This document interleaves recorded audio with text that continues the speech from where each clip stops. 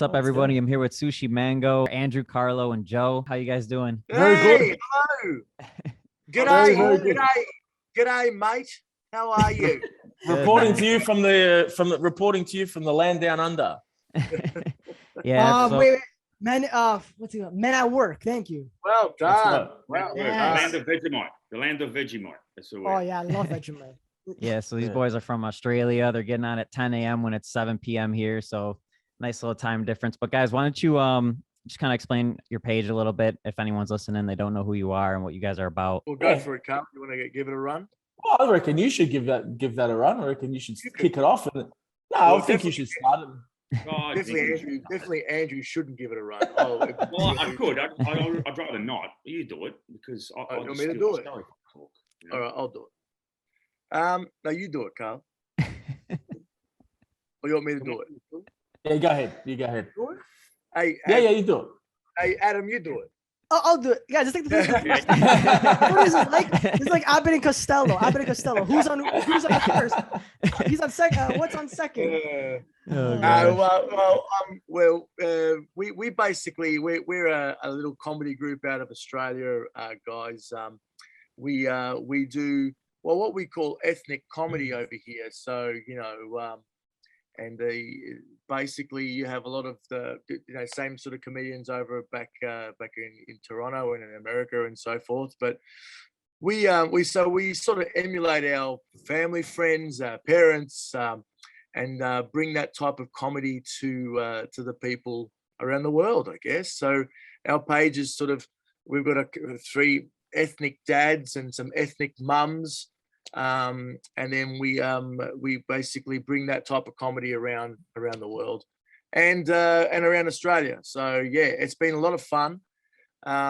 We've been going for about 5 years now, guys. 5. Yeah, about I think we've been saying 5 years We've for the been last saying 6 that for years. 10 years. I think we're going to be like 25 years in. It's like, yeah, we've been doing this for 5 years. And, 5 years, give or take. yeah, Uh-huh. 5 years is a good number. No, Seven. but yeah, I think it's been I think it's our 6th year. And we cool. start, so Somewhere around there. yeah, 6th year. Yeah, we started It's actually- 2015. It's almost 7 years, but 5 years is good. 5 years. You have to always Nice round it rank, to the man. 5. Yeah, It's always been about a round it. year or 10. Yeah, But, So yeah, well, so basically it's a comedy page, guys. And we play on our ethnic roots. Yeah, Nice. you guys are doing well, man. I see you all over, like even TikTok now. I see you guys killing it. But just how'd you guys start up and just get to making videos? Were you always like busting each other's balls like how you are like every day and just kind of decided to film it? Or what was the first step into putting it on? I social? guess it started by accident. I mean, we've always had that funny bone for many years. Like always around the family, always breaking balls with different family functions and events and so forth, and always enjoyed a laugh with our friends and so forth. And then one day we just basically what we say is we just put a camera in front of us, really, and that's really what happened. It started off with one video, and then that video got some movement, some traction, and it sort of becomes like a little bit of an addiction, because you put it out there and you're making people laugh, and you're like, oh wow, I want to keep doing this. And that's how it really started. And I did a video. Then I was going to my brother, and my brother's Carlo, by the way, and we were saying to him, can you have a look at this, have a look at that, and we're putting it out. And then we did one together, and as they say, the rest is history. And then Andrew came in. Andrew's been an old family friend of ours for like 30 years. Mhm. So I think literally a paisano for real, like he's Paisano. paisano. His Nice. parents are from the same islands of Sicily that our parents are from. The Isole, off the coast there in Sicily. Yeah. every so- Calabrian now in Toronto hates us now. Yeah. Hey, not Yeah, me that's- though, not me. Yeah. Mate, the rivalry over there is huge, man. I mean, when we came over there for a show, and people were like, "Where are you from?" And then they were smiling, and then I'd say, "Oh, I'm from Sicily. Parents are from Sicily." Ah, all right. Yeah, but that's what it is. I thought you were from Calabria. I'm like, no, it's almost the same. And they're like, yeah. It's stupid. It's so stupid here. And we just had this conversation with someone today about it. They were saying like in North America, especially like I would say just Canada, the Italians here, we think we're so like, not me, but the other people here, they're called the Jovanots. That's what we call them here because they think they're so they think they're so glamorous. Oh, I'm better than everybody else. And it's like, oh, you're from Sicily. Oh, okay. Oh, you're from Calabria. Oh, it's never ending. You know when you look at it, right? It goes down like this. It goes down. If what country you're from, then what state or whatever you're from. So Sicily, Calabria. Then it goes what province. Then it goes what street. Then it goes what house. So it just keeps going and going and going and going. Oh, you're the houses down the street beside. Italians always looking for a fight, man. Always looking for an argument. So it's like there's no Italians are It it makes no sense whatsoever to me because they're all farmers. Calabrese, Siciliano, all the same. We're all from Italy, you know.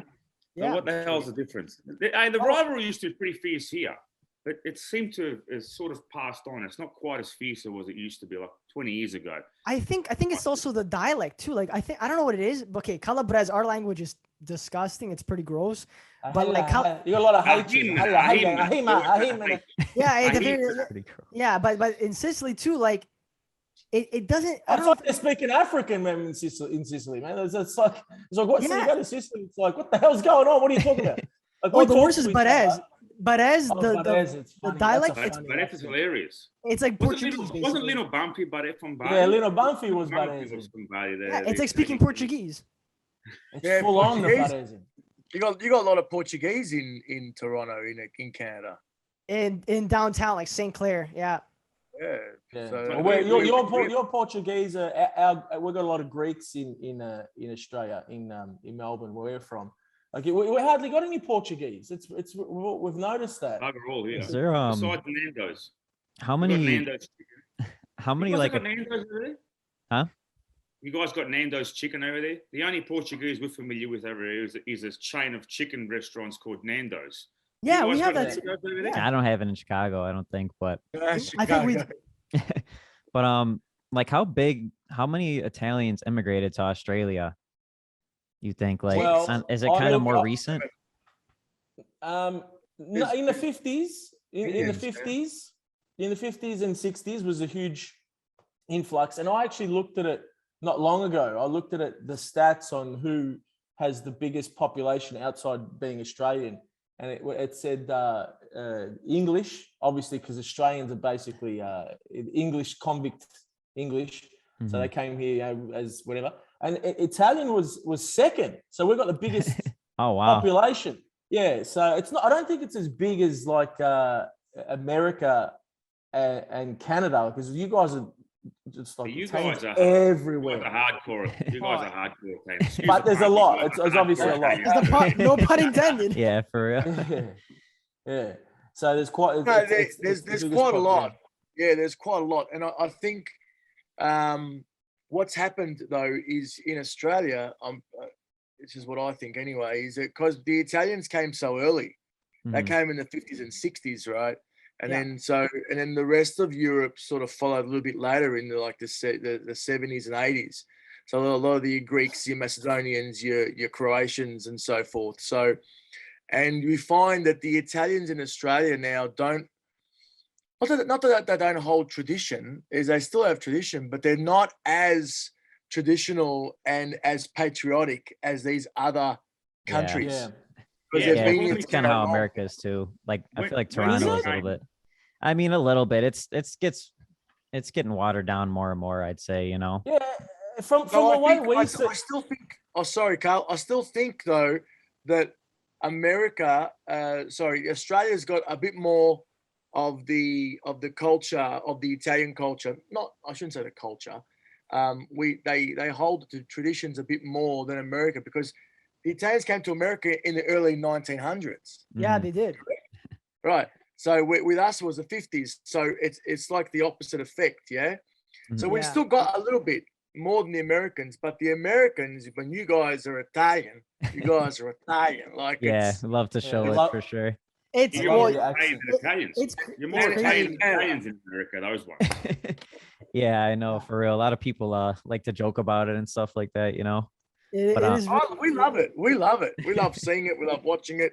We can't wait to come there again and meet everyone. I mean, we get to America. We got to Canada last time, but yeah, exactly. The Australian Italians Italians all over the world are really influenced a lot by the American movies and pop culture. You know, like it's just the way it is. Like we follow my idol is Stallone. You know, like you know that he's my idol, absolute idol. I love him. I go crazy over him, right? And you know, your Pacinos and De Niro's and all those movies and all the. You know, they're the ones because we identified with them. We're like, hey, that face looks similar to mine. Yeah, like, oh, God, that's me. I'm the Italian stallion of Australia. You know. Yeah, so true. It's true. Like, the pop culture, especially. Yeah. Yeah, it's we got it. So that's what I'm saying. I was always curious because Australia is definitely like probably the third biggest fan group we have or like customer base we have. But it's like I feel like with Canada, I talk to people more regularly. I have cousins over there. But Australia, it's like I'm not really too, you know, I have never visited, don't talk to too many people. So I'm always like curious about how it is out there, you know, just because the customers we send to and stuff. You guys are the first Australians that I've ever talked to, and it's amazing because listen, I love Phil Collins and he's Australian. I love that guy. I didn't even know he was Australian. I don't think he is Australian. Australian, man. I think you screwed that up. Wait, man. hold on a sec. Wait, this is so embarrassing. Wait, Phil Collins. Okay, if Come on, he's English. I think he's English. No, he's English. I thought he was Australian. If he was Australian, we would have claimed him, but he's not. He's not Australian. Phil, Adam, English, Australian, they're different but the same. Yeah, tomato. Yeah, that kind of thing. But that's right. What would you guys say? Us Australians here are just normal, like everyone. Sorry, 1 second. My kangaroo jumping around. Hang on. Can you bring kangaroo out the front, please? Thank you. All right, we can continue now. Is your guys' fan base too? Like, what would you say is the biggest country outside of Australia that's your fan base? It'd be America and Canada. Yeah, for sure. Are you talking country or you're talking country. like? Yeah, exactly. Just like your demographics outside of Australia, because I'm assuming Australia is the biggest for you guys, or do you kind of pick up? Yeah. Is it kind of competitive though? Is it pretty close? Because I feel like what's crazy about your guys' comedy is it resonates with like so many different countries. You know, like I think it's awesome. Our TikTok platform is really mixed. Our TikTok's got French, Italy, Italian. Yeah. What's interesting is so we reach out to different people in those countries because like the culture is the same. Like we do, like if we send up or do characters that are, you know, old aunties and uncles and stuff like that, you guys will get it because those people, they bring their culture the same way they bring it to Australia, the same way they bring it to Canada, the same way they bring it to America. They bring it to each, but what's different for us, and when we did a tour of Canada. We went to Toronto, Montreal, and what was the other place? And Vancouver. What we noticed was our young characters, right? So you would call, you know, your Jersey Shore type of character, you call them Guidos. Yeah. Is it Guidos? Yeah. What do you call them? Yeah, Guidos. Yeah, like Guidos. Our young characters have a different slang. So if we put them on stage in America and in Canada, everyone will be going, no, that's not the way a Guido sounds, or that's not the way that, you know. So because we've got our own sayings, like our own things that we say that you guys wouldn't get, you know, because you don't have access to it. We have access to what you guys do from, you know, all the movies and pop culture stuff that you send our way. But you guys don't get a lot of our stuff. You know what I mean? So well, you know what's crazy? You know what's crazy, Carlo? For example, you guys are a lot farther away from us, right? And obviously there's that big gap because you guys have different slang, how you mentioned. But me and Mike from Canada and the States, you would think it's a lot similar, but you'd be surprised. There's a big rivalry with Canada and the United States about Italian stuff. Us Canadians, and listen, I'm not like this because I think every Italian should be treated equally. But there's a lot of Canadians who think, oh, American Italians, they're not a real Italians. And then America, same thing. They go, Canadians, mousse, maple syrup. Listen, I live in an igloo myself. I'm not gonna deny that. But at the same time, it's like it's a big rivalry. So yeah, it's a lot different. Like we don't call it Guidos, we call them Ginos. That's what we call them. Okay, yeah. It's a little different. So it's that type of thing. But what remains universal for every Italian, amongst the Western world, is our aunties and uncles have the very similar accent. They do the sauce, they do the salami the same way, they do everything that they do the exact same way. So that's one thing we all can relate to. And I think that's why our stuff gets out to people over there. It's so weird that their behavior, their accents, like they're having this slight differences, but their behavior is just, it's so exactly. Everywhere around the world. It's like we all grew up in the same living room, Yeah, exactly. That's the funny thing. And also too, what I really liked, because obviously with all this COVID stuff happening in the midst of the pandemic is when I first heard about you guys. And I fell in love with all your videos. It was just so relatable. And even the way you guys do the Italian accent, it's like the Italian accent mixed with the Australian. It's so funny. Even when you go like, fucking you do the way you do it. It's so funny. It's hilarious. And you guys dress the characters. You guys remind me of like the Three Stooges, but like the Italian. Thank you very much, man. The slapstick. The slapstick. You guys have a groove for sure. Like, I don't know, even just the mannerisms and just the video ideas, man. Like, I don't know how you think of some of this stuff, but I don't know. We grew up watching all that stuff, guys. Like, we're massive fans of the three Marx brothers, Laurel and Hardy, Albert and Costello, the Three Stooges, Jerry Lewis, Dean Martin, Jerry Lewis. Like, we're massive fans of that. And I think subconsciously that comes out in what we do, and that's part of who we are, I guess, Essentially, that's what they are. Like, sorry, Andrew, go ahead. I keep cutting you off. Yeah, I was just going to say, essentially, that's what the characters are. They're like a version. If we could be 1/10 as good as the Stooges and the Marx Brothers, then I'm all hailing those guys. I'm not saying we're anything near those guys, but essentially, that's what we want them to be. Is just three comedic characters in the end. That go beyond like ethnic humor or Italian or whatever humor. We want it to reach everyone. We just think that it's a homage to that era. Well, I think I'm at the standard. I don't know about these two other guys. You're shit. You're terrible. I'm definitely up there. These two. I hold them on my back. I got sore back from holding these guys. My shoulders are so big. Andrew's the most jacked. I think he's been carrying all the weight here. Yeah, but he's the weak one. He's the one who drinks tea and stuff like that. Coincidentally, Sushi Mango didn't really start until I came along, by the way. When I came along, that's when Sushi Mango went places. Guys, listen, I have to know. Me and Mike are really curious.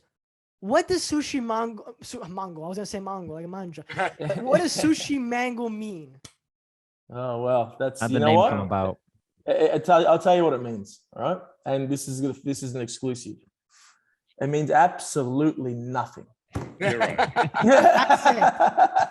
No. Well, the story goes. It means whatever you want it to mean, ads, mate. You know what I mean? Like it's one of those names where we it was thought up by a 3-year-old, and that's legit. That's serious. My son was on the toilet one day, and my brother and I was thinking about what we're going to call this thing, and he was saying Sushi Mango. Like that's where it came from. So, and it just sounds weird. It's unique. Whatever. It's catchy. It's a different name. It's how, why, and we don't know. I guess when we started doing this comedy thing, guys, we weren't going down the ethnic part. We were just thought, let's just do comedy. But we were attracting all the ethnics early on, yeah. Yeah, well, and our first big videos was the Greeks versus Italians video. Yeah, that's what I was gonna say. That's like kind of that was like your first real viral one, right? That kind of just stemmed a lot of attraction. Okay, so how'd you guys go from because I know you said you kind of got addicted to making people laugh and stuff, but how do you go from like that one huge viral video to all of a sudden like doing shows and this and that? Like, how'd you guys?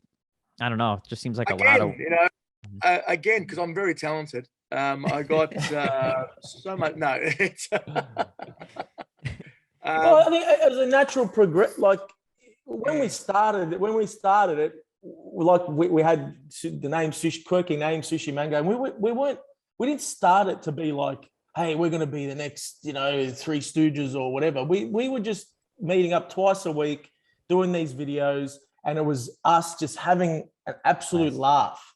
So we were enjoying that time, and it would be after hours, we were all working and stuff like that, but it was the best parts of our week. And we'd put it out, but more and more people were coming, and then you build up this audience, and it's like, okay, well, everyone's like, hey, you guys should do a show. You guys should do a show. We're like, all right, well, let's do a show. And we were talking about doing our own show, and then along comes one of the biggest ethnic comedians, probably the biggest ethnic comedian. The biggest in Australia, anyway. The biggest in Australia. Nick Giannopoulos is Greek. He sort of pioneered He's been on it for 30 years, guys. 30 years. Yeah. Oh, wow. And he came to us and said, hey, guys, I see what you're doing. Do you want to do a show? And we're like, all right, this is we have to take this opportunity. He's going to be able to show us how to put something really professional together, and we can learn. So we did that show. That was great. Then we come back and did another show with him the next year. And that was almost like a birth for us. It was like, so you ask, how do you make that transition? Well, we had a good teacher, we had good, who showed us, because a lot of people put shows together. I'm not shitting on anyone, but a lot of people put shows together, and now we watch them, we're like, oh, that's patchy. It looks a bit strung together, and that could have well been us, but we had Nick to show us how to put together a really good package and make it a good product, Mm-hmm. So we did two. Sorry, Carl. Obviously you got to put in the hard work. We put in the hard work. There was some luck in well, you could call it luck, but maybe it was destiny, I don't know. But when Nick came along, we sort of went from playing to playing straight to 900 in front of 900 people without any real formal training at all. 4 weeks training in a hall, just spitting out lines and trying to learn characters. And so we bypassed all that kind of apprenticeship stage. Really, we went from performing in front of a phone to theatres, 900,000 people. So, that's how it kind of was. It was a whirlwind. We didn't really know what we were doing. We just sort of hung on and grabbed the bull by the horns, and off we went. When you get put in that position, I think you, like my brother likes to say, you either sink or swim. And we just had to swim and we'd go for it. But what we do is different to stand up as well. Like, I'm not sure if you guys. Yeah, I was gonna say you guys do full characters at your shows, right? I haven't seen one before, so I'm not sure. So it's like if you go to a theater show, you go and watch, say, Frozen, for instance. I'm not saying it's like that, but it's kind of like it's sketch based. So there'll be like maybe there's 6 different sketches throughout the show, props, sets, it's like it's a play. Oh wow. Per thing, so it's like not stand up, and there's cues, there's lights, there's this, there's that. It's like a proper stage show. Again, not shitting on stand up. Stand up probably the most difficult thing, but it's different to that. It's more like a theater type of stuff. Yeah. The most common reaction we get from people who do come to the show is, I didn't expect it to be that good. Because they're kind of thinking that it's going to be. Oh, we're very good. Well, we're very good. But I didn't mean. I'm not saying that in like I'm not boasting. It's like most people are expecting to see 3 guys and a microphone and maybe a bit of sketch humor, and they're not expecting all the cues and lights and dances and music and all the other stuff that comes along with it. And they're kind of that's what makes the shows a little. That's why we want to get to America. We want to get to America and to see how the audience reacts to it, because we're certain no one in America that this kind of formula has been in Australia for 30 years, like my brother said, like with Nick, but and there was a gap until we came back. But what I'd love to see, we've seen how Canada took to it, and it was fantastic. We want to see how America takes to it, and that's how Canadians loved it. Yeah, the Canadians loved it. You guys absolutely relished in it. You guys are so appreciative. Even that Greek character. Next time you guys come, I'm definitely gonna come down to one of your shows. I have to. Yeah, I'd love for you guys to get out here too, for The sure. guys, the Canadian. Oh, geez, what was the theater where we were at now? I can't remember. But we went to this theater in Toronto, and man, we went there with different cues and lighting cues and blackout. Wasn't it our first standing ovation was in Canada? Yeah, I'm sure it was. It was in Canada when the crowd all got up out of their seats. I'm not surprised. Canadians are normally the nicest people. Yeah, you guys are so nice, man. So nice, man. And all we do is say sorry. So good, man. We had 1 hour, and they learned the show, the people backstage, so quickly, and they were just amazing throughout the night. And there was a couple of miss-ups, but then that makes shit funny when there's miss-ups, because then we play on with it, and it just made what's a miss-up? I'm not really sure. A cock up. Do you guys use the expression cock up? I mean, I don't want to say cock up. By the way, sorry. I was gonna say something very perverted when you said that, but I want to keep. I want to try to keep. Why, man? I didn't want to say cock up because I don't know what cock up means. My girlfriend's gonna come over. I'm gonna have a cock up. What am I gonna do? What's the equivalent for cock up over there? I don't know what that means. It's like stuff up, like you stuffed it up, like you made a mistake. Like a fuck up here, probably. Like a fuck up. Yeah, that's it. You guys don't say the word cock, right? Well, I mean, I say cock. Yeah, you do. About the you guys cock, do. We say swear. Adam and us you are could a bit swear, more connected because of the whole Queen. You know, we're all part of the Commonwealth. If I had my coin right now. Canadians, I don't know about America, but the Canadians don't seem to say two words. Well, they say both the words, but not side by side. You guys don't say "get fucked." You guys don't say that in Canada. Oh, we say "get fucked." But when we said it on stage, you guys are looking at us like blinking, like what? Why are they saying that? No one says that. People, I don't know. I don't understand this. I don't understand people here. I'm telling you. I think it was the way we do it. It was the way we do it. Is really get fucked, and then they were like, you say that. Yeah. You say that in Australia, and on stage you get that reaction. But when we did it on stage there, we got hardly no laughs, and we were like, shit, what the fuck's going on? Yeah, the way you worded it, definitely. But that's what Carlo was talking about before because that was a young character. Yeah. When we did the old characters, my God, they were howling. It was so, and the Greek character, because we do these Greek fish and chip shop owners, and I was a bit worried about those characters over there, but they absolutely loved them. You know, there's a lot of Greeks in Chicago, Michael, isn't it? Yeah, 100%. That's why I think you guys would do well here if you ever want to come out. I don't know what's the deal with traveling that's the plan, and the plan is we're hopefully gonna, once all this shit. The plan was that we're gonna come out at the end of this year, but that's gone out the window now. So hopefully at the end of next year, we're gonna do the whole Canada and US tour. Yeah, let me know, because I work with a guy too who owns a theater in the Chicagoland area too, so. I think I can definitely cook you guys up and stuff. So let me know if you guys. I can't wait to have some American brisket. When you roast it when you smoke it for 142 hours. You know. Oh yeah. I want barbecue. I want a deep pan. I want a deep pan pizza. Yeah. Yeah, true. If you come to Chicago, everyone's got it. No one's used to it, so everyone takes a shot at it. You kind of have to try it, but. That's awesome. We're all gluten intolerant. So we're all just going to eat it. I'll deal with it. I think being Italian, I think we've grown up eating so much pasta that we can't take it anymore. I'm gluten intolerant too. I think I pretty much am at this point. Well, that's the thing. I always say that kids all the Italian kids in primary school and high school back when I was going to school, they were all fat. They weren't fat. They were just fucking inflated because of all the allergies that they were going to eating. From the so true, and all the sodium because all the prosciutto and the salami, everything. Walk around like pufferfish. Yeah. It was all water. It was all water retention. That's what it was. Yeah, literally. Yeah. That's hilarious.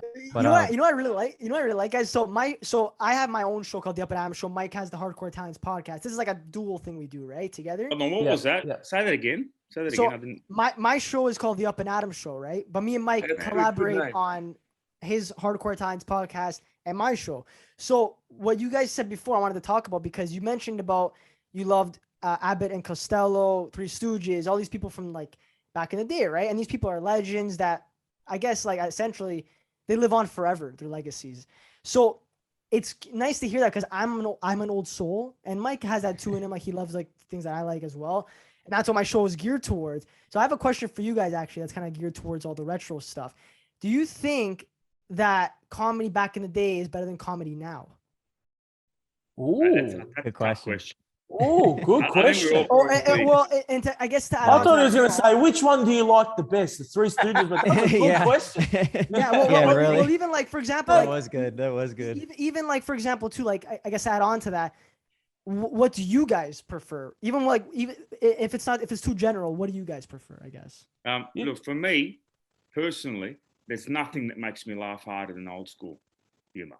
There's nothing that makes me laugh harder. Anytime I just put it on, I'll always get a laugh at it. That doesn't mean you don't appreciate modern day stuff. I mean, there's some great comedians out there at the moment, and absolutely brilliant. So you find the best in both worlds. But for me, it's that, and go back to the old school Italian comedians, you know, Lino Banfi and Christian De Sica and some of those guys. They're guaranteed laughs for me. If I'm feeling down, that's what I go to. So, yeah. I think for me, I can't answer it like that, because I personally I'm in love with comedy in general, right? So it doesn't matter what it is. It could be someone falling over. Like we send each other clips of someone falling over, or it could be just a stand-up, or it could be a new movie, it could be an old movie, whatever it is. As long as it makes me laugh, I'm happy. But I think the thing that differs with the old school stuff is it hits me different. It hits me different because I was watching this stuff as a kid. I was watching this stuff as a 4-year-old, 5-year-old with my dad, watching Laurel and Hardy building the house and do this slapstick stuff and hit each other across the head with wood. And when I watch it now, it gives me something that new, fresh comedy doesn't. It gives me something like, it gives me that laughter, but also gives me this nostalgic, warm feeling. It sounds a bit corny and cheesy, but it does. No, that's exactly how I feel about things. I'm glad you said that, because that started. I watch it, man, and I'm just like, oh man, that is so, and I love it. So on that level, I'd probably say, you know, yeah, I'd probably geared towards the old school, but I can't, because like just comedy in general just lights my fire. It just gets me going, you know. Nice. Is that too like? I think it's harder today than what it was back then, because like you said before, Adam, you guys are like the Three Stooges. Like, you know, back then no one could say to them, you guys are like, because they were the first. Exactly, they're the pioneers, essentially. You know Well, there's what I mean? there's so many different forms, right? There's so many different forms of comedy, so many different tastes now. Back then it was like, you know, you like and that?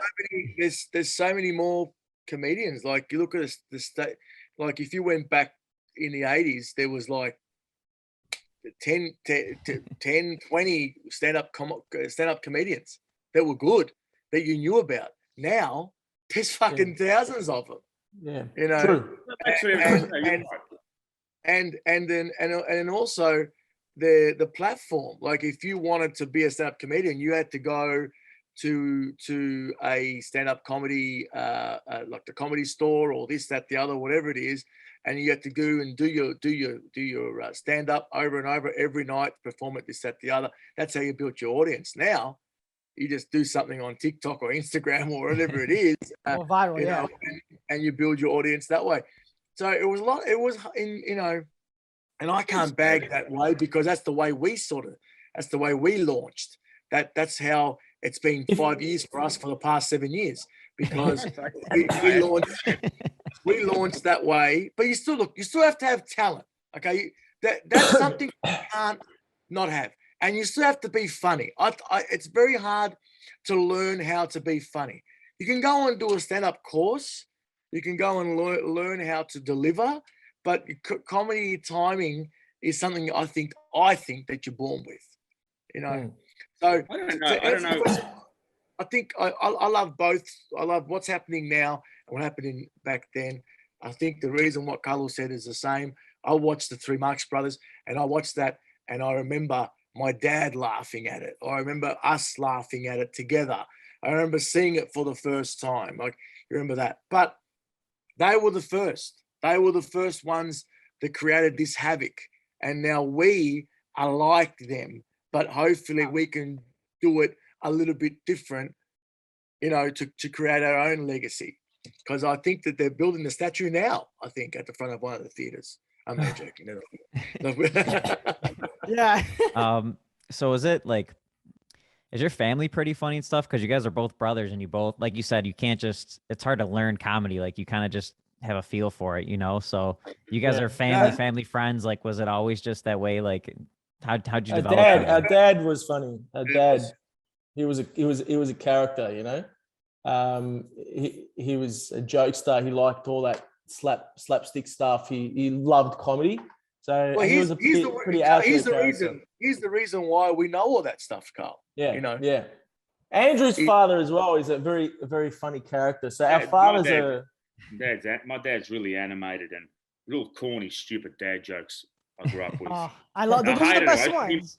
I used to be embarrassed when my friends would come over because he'd do all this stupid shit, and I'd be like, "Dad, come on, please, what are you doing?" Now I do the same shit with my kids. So you know, it all runs. I think you're a bit like Pip said, a bit like Joe said.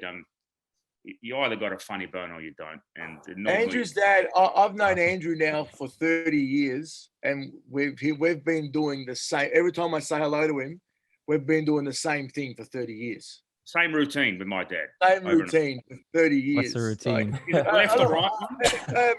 Mr. Jack. Hey, you come with Jack? Come over there. Jack, come. Hey, how are you? Good. Yes, Jack. Every single time. Wow. And there's two go-to routines with my dad. It's the Jack routine, and the other one is left. So you say, "How are you? You all right?" He goes, "No, I'm not right. I'm left." "You're right. I'm left." That's a big dad joke.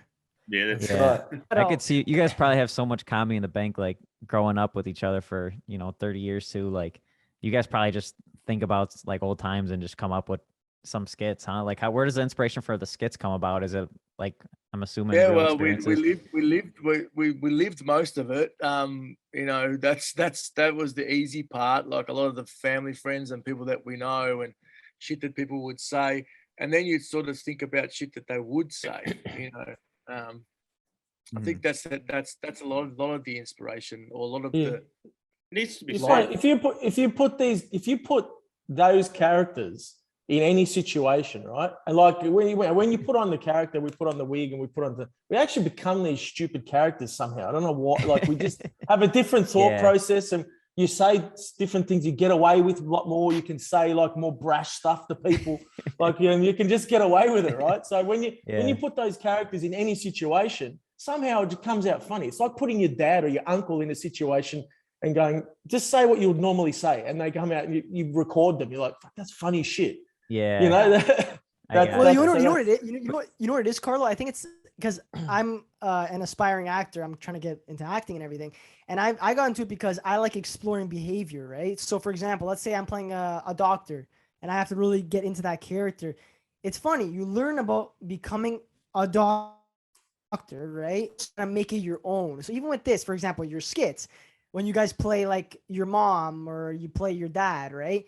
You're not only trying to kind of imitate them, but you're also thinking like, okay, I'm in this character. Like, let me try to make it my own now. And then you guys make it your own, and that's where the uniqueness comes from. Because your content is different from any other person I've seen do with the skits and like the wigs and everything. You guys literally feel like sometimes. Listen, Andrew has a nice beard, but sometimes when he puts on that wig, I'm like, oh, okay. Look at that. He looks like a great nonna. Look at that. Yeah. Well, you know. Yeah, people. I don't know why it is. People don't seem to see that when I put my mum character. Disappears. I got a full-on thick, lush beard. It disappears when I put my mum wig character on. Exactly. Oh my god. I almost fell in love. I'm like, oh wait, that's a guy. Oh my god. You know, to go back to what you said, Adam. You know, like when we put the stuff on. And you become the character. So if you're going to act as a doctor, you would try and become the doctor. If you try and become a doctor for 5 years, we've been doing it for 5 years, right? It's 5, 5, 7, 15. You keep putting on that doctor's outfit and saying what that doctor would say and being that doctor, man, the character actually becomes real. Like you start thinking like the character, but proper, like it's almost like you can't even snap out of it after. It's like you become after you do it for long periods of time, saying the same character, the character starts to grow all these different little quirks and things and like facial expressions. It's actually pretty amazing. That's how Heath Ledger. That's how Heath Ledger performed for the Joker. He actually that role literally like took his life essentially. Like he literally got so into the role, and the role consumed him because sometimes when you're playing it, you're right. Sometimes you get so into it that you get these little quirks. You think like, what if I were to do this now? Like you literally start to. That's how we think as creative artists, I guess. When you're doing even skits, sometimes new things will pop up on the fly, and that's what makes for good comedy. There's a lot of look at stand-up comedians. A lot of their time, well, even though they have their not scripts, but they plan out what they're gonna say. Sometimes they're on the fly with shit, you know. So even for you guys with the skits, it's the same deal. When we do our videos, we sometimes we'll write 5-6 things down, and the rest of it's all on the fly because it's as you're going. Cause my brother might say something, Andrew might say something, and I'll go, oh, I could say this, and it goes like that. With the show, our shows are fully scripted. There's no on the fly with our shows. They have to be fully scripted. That's the difference between us and like a stand-up as well. Like what I say, the boys are relying on to get a joke out of sometimes. So you got to keep that going. But what I was going to say before was when you were talking about the characters, sometimes these characters now are so embedded into us that in everyday life, like I am just today, if I go to a shop and they say, what biscuit do you want? Sometimes you might say, instead of say, I'll take that one, it's going to be this one. It comes like so differently, not exactly like that, but shit comes out wrong how the dad or the mum would say it sometimes, and you just subconsciously. It's weird. Are you ever like, oh, give me that the one, the coffee, please. The one, the coffee, please. Over there, please. I was gonna say, did you ever go like, oh shit, I wish I didn't say that, or you probably get laughs and you probably love it, right? Yeah, they look at you. Like I remember once I went up to this person. I said, we've got a place called Kmart here, which is like your Walmart over there, right? Yeah. But do you have Kmart? No, you have Kmart. It's Kmart. No. And we did a it's like a Target. It's like something like that. And we did a skit one day, and I called it K Michael, and because that's what one of my friends Nono used to call it. I go to K Michael, right? I went and asked this woman at this cafe, do you know where K Michael is? And she went, no. And she looked at me and was like, what? And I said, K Michael, do you know where like I was saying to her, are you dumb? Like, how do you not know K Michael? You live in Australia. And then I went, Kmart. No, Kmart. Do you know where Kmart is? Because it just sometimes just seeps into your psyche. Comes out. Yeah. But I wouldn't, I don't know about the other boys, but I wouldn't change it for the world. These guys have given us a different life. So you guys got the characters down and stuff, but because I'm impressed with how you guys do social media, just on all platforms, you're killing it, like the editing, just being active and posting. And like, I don't know, how do you guys, I see even a lot of times Joe and Carl, I think you do your personal page too. You guys are always posting stuff. Like, how do you take the comedy and kind of see success with social media? Because that's a whole nother animal. I think, I think that people just want to laugh at the moment, guys. You know what I mean? Like, so, and I don't know, Carlo, I pretty much can speak about Carlo as well. Well, on his, we haven't got a formula. We don't say let's do it. Let's make sure we put something out every day and let's put it out exactly the same. And let's do it. Like if we feel something, or if I feel something, I could be lying down and think, oh, this could be funny. Put it together, throw it out, and that's it. Yeah. That's literally it. I think the first thing to do is to get off your ass and do it. That's the first thing that you got to do. I don't know. Am I saying anything wrong there? I think I know what you're talking about like the aesthetics of it and stuff like that, like how it look. I remember speaking to you on WhatsApp, and you're like, "Hey, man, I like the way you're promoting your shows. It looks really polished and everything like that." Mhm. Is that if you're talking about that type of stuff, like we kind of both. Yeah. Just like your overall success with social media, because it's hard. Like even TikTok too, I noticed. Like I don't know, Yeah. kind of like you're saying, the aesthetics of it, like that you have to be kind of good with cutting and this and Yeah. that. Like it's probably editing work and just growing. Yeah. Like you could be funny, but it doesn't mean necessarily you're gonna grow on social media. So that is kind of interesting with how you're saying, like 100%. Like if you're doing editing, yeah, I think you have to have the eye for it, right? If you're doing your videos, even 1-2 milliseconds extra, sometimes if you leave something 2 milliseconds extra, it's not as funny as if you cut it earlier. Like that, Yeah. you have to have that.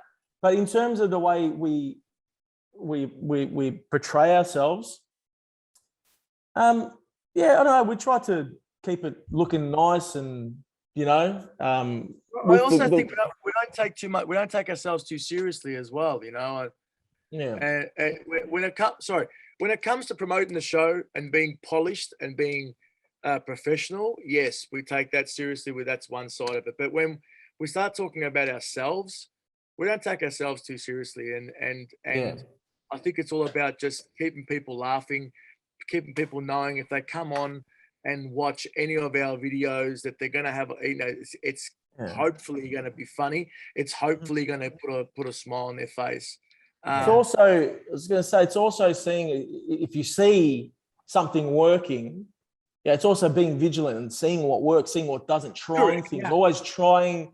Like you try something new, and if that fails, you go, I'll flip it up a bit. And then if you see something works, you try it again, and then you go down that lane, and you form all these different lanes. Like on my personal page, I got a few lanes that I'll do, and on our page, it's the same thing. We've got lanes. We've got the dad stuff. We've got the COVID stuff that we're doing now. Like we've got all these. We've got the dancing stuff that we do together on TikTok. We've got all these lanes, and we've got these go-to things. We're like, hey, we haven't done a dancing one in a while. We haven't done a COVID. Right now, everything's COVID, but we haven't done a mum's. We haven't done a mum's video. We haven't done we've got all these formulas like we haven't done a conversational piece. We haven't done. You kind of tested a bunch of those. Now we can't get together, boys. We literally cannot get together, so we can't do a dancing video. We can't do this video. We can't do that video, and that's the hardest part. So we have to then quickly adapt and go, okay, what are we going to do? Well, let's just start doing a couple of videos on our own. Well, what were you going to say, Michael? You had a question. Can I add before you go ahead, Michael? Yeah, go ahead. I'm trying to think of it. Go ahead. Just one thing. I think to add to what Carl said, I mean, obviously you respond to what the people want more. Yeah. To get excited by the success of your videos or how people are feeling about it, what the comments you're getting, but you really can't fake real. And I think that's one of the things that's really attributed to our movement as such, is because we're all real. And I don't think you can fake that. We're all good mates. I don't think you can fake that. Yeah. And the genuine, the bickering and shit that between us, that's real. You can't fake that either. And I think that's probably part of why it looks so the way it does, is because it's real. People tell you very quickly what they like and what they don't like, and especially in today's day and age. We're going back to what my brother Joe was saying about, like, back in the 80s there was like 10 comics and now there's thousands. The online platform makes it millions of people trying to break through. So in a sense, it's actually harder to break through on social media, because you've got everyone with a phone trying to be funny, right? It's competing, everyone's a competitor. Yeah, that's right. Well, we're not just competitor. I know what you mean. Yeah, it's like you got to break through. You're competing for space on people's. You have to be funny, because if you're not, someone else is probably funnier, and that space is getting shown. So that's right. Yeah, but so if you break through in today's day and age on social media, people are like, oh, he just came through on social media. Nah, man, we're competing now with more people than anyone has ever competed with. And if people are funny, the people will tell them that they're funny because their videos kick off, or this, that, the other. If people aren't or don't break through, it's like, oh, I'm funnier than him. Well, maybe you weren't. Maybe the other guy's content. The people will tell you. The people tell you. That's what it is. The people tell how you kind of formed your lanes like you were talking about? Did you kind of try a bunch of different areas and then notice like those 3 were the best, or did you just kind of say these are the 3 areas that we're gonna kick ass in, Yeah, and then kind of yeah. go from there? Like which way did it? I'll give you an example, right? We've got, even on my personal page, I got this formula of doing a speech as the premier, right? Mhm. And that worked. We got conversational pieces, like you're talking to each other. Yeah, that worked. And you're like, okay, I got this other thing where I'm the different states, and the states are bickering with each other. So I'm a person. I'm Victoria. Yeah, I'm the state. Yeah, and you find it, and then you got other things that you try and you think, oh shit, that didn't work, and you try it again, because if it doesn't work once and you believe in it, try it again, try it 2-3 times. If it doesn't work, it's like, oh, okay, well, it didn't work. You know, no one wants to see that stuff, and you put it away. Yeah. But whatever works, double down on it, and keep going forward with it. Find your stuff. And you got to keep taking risks too. Like you got to keep trying, mixing it up. It gets stale after a while, you know. At the end of the day, the way I think about it, it's a business too. At the end of the day, it's about. I totally agree. Like you can't fake being real and stuff, and I totally agree with that. And I guess there's a mix of it. Like you have to have the realness, but you have to also think like smart business wise too, like which you guys obviously do with your stuff. But even for me, when I first started my show, like I was the same way. I thought like, oh, like I'm just gonna do what I like, nothing else. And then I did it for a while, and then it kind of wasn't doing very good. And I thought, let me put my realness mixed with what people like or want to see, and that's what the realness comes out too. Because yep, at the end of the day, we're surrounded by this stuff. You know, we're surrounded by the pop culture, people's opinions, all this stuff. You got to kind of take it a bit and go, okay, like how can I take this now and make it something where people are going to watch, because this is what's trending, or people like this stuff. I see you guys adapted like with TikTok, man, because like you said, the dancing videos just with the music and stuff. I forgot which one I saw that went viral, but I was laughing my ass off, man. It was like you guys were just dancing to the song and like all in sync. It would have been the cleaning, the mum's cleaning bit. Yeah, that was it. The mom's cleaning. Yeah, that one was awesome, man. Like, I don't know. It's you guys just adapt, like you're on it. Like I feel like with TikTok, you guys grew fast as hell. That was my brother. My brother was like, listen, this is a new you know, social media platform. We should sort of give it a good red hot crack at now at the start, you know. And I think we're at 400. How long have we been on TikTok? 2 years? A year and a half? For Carl or something? Yeah, maybe a year. 5 years, maybe? No, 2 years. No, TikTok about a year. We did it probably at the start of about 5 weeks. And that's grown nicely, you know.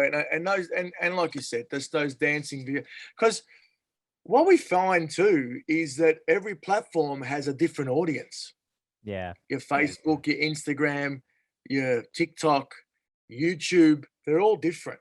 And you got to sort of cater to all of them, which is crazy, because it's not easy.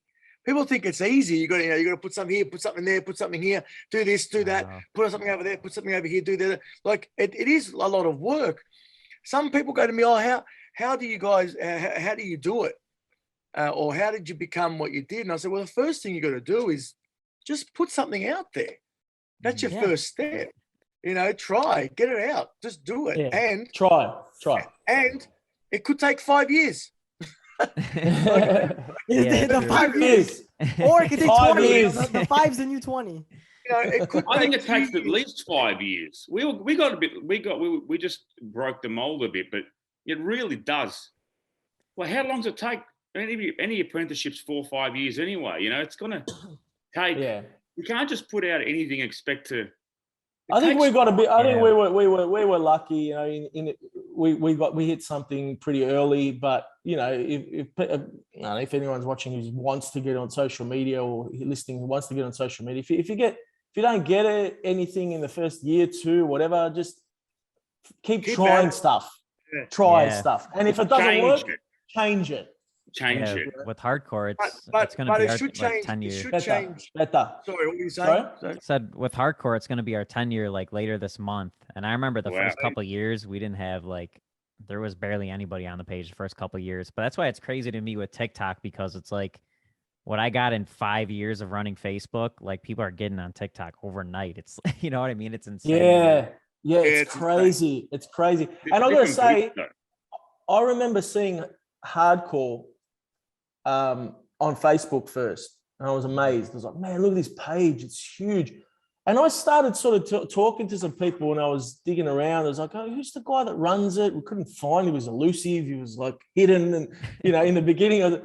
And I think I spoke to some. I can't remember who it was, and I was like, oh, it's this young guy, out of America, and your dad started it, right? Yeah, exactly. Is that right?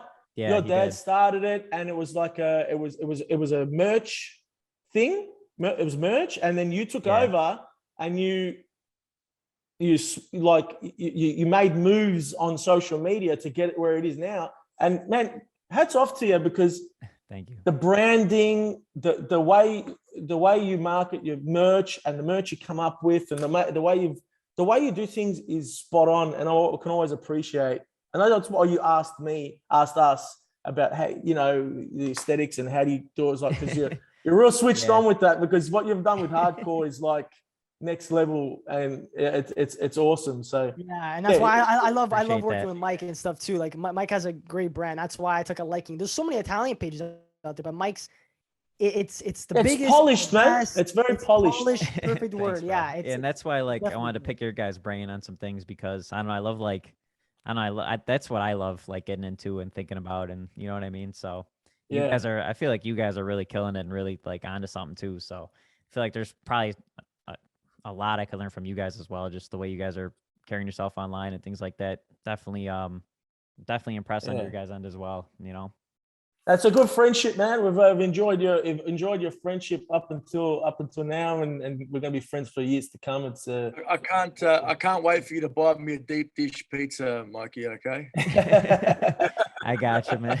I'll Yeah, show and you it all was- we got Italian beef out here, the freaking deep dish. Yeah. We'll hook you up. Trust me, you'll be good. yes. Can't wait. And it was Yeah, nice but meeting you look, guys too. it's You been guys crazy. are awesome. It's been crazy, and now we're about to sort of embark on an